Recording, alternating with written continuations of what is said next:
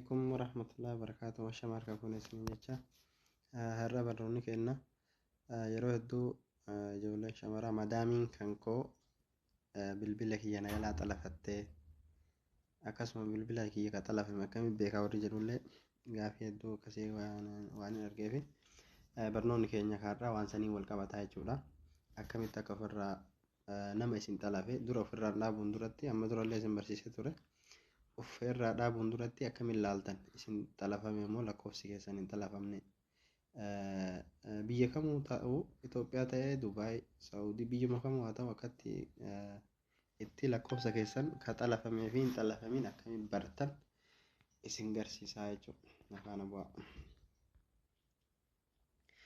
Akkasuma ijoollee Saawud Arabiyaa keessatti ijoollee dhiiraatiif illee ni ta'a nama heeyyama biyya kanaa hin qabne akkatti lakkoofsaan isin hin barbaanne akkatti ofirraa laaltanii fi uf jala itti baaftanii isin garsiisaan afaan bu'aa isin jaa. Tole dura akka itti ofirraa dhaaban osoo hin taane akkatti ilaalan hidhame moo hidhamne akkatti ilaalan isin garsiisa. Urjii maslaalii gootanii jaha lama gootanii maslaalii gootanii irra dawwaltanii jechuudha.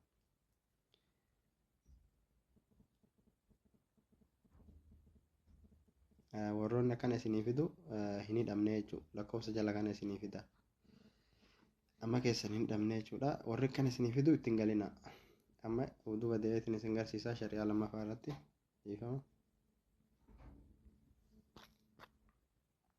shari'aa gosa lammaffaa irra isin garsiisaa jechuudha amma maslaalii 62 urjii gootanii akkanatti irra dawwaltanii amma shari'aa lammaffaa irra dha'a jechuudha.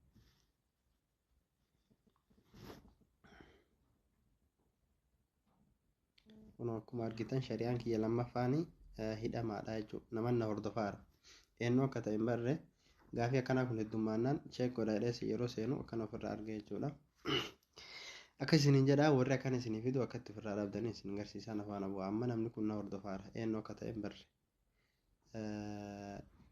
Gaafii keessan laalee irra hundaa'etu maal laala jedhee yogguun seenu arge mee akkatti ofirraa dhaaban isin garsiisaa jechuudha. Urjii maslaalii duwwaa lama gootanii maslaalii gootanii akka kanatti itti ergitanii jechuudha. Isin irraa dhaabbata amma itti erga.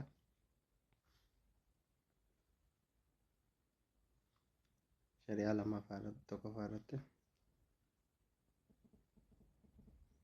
Amma sirraa dhaabinaan jaara kun olaanaa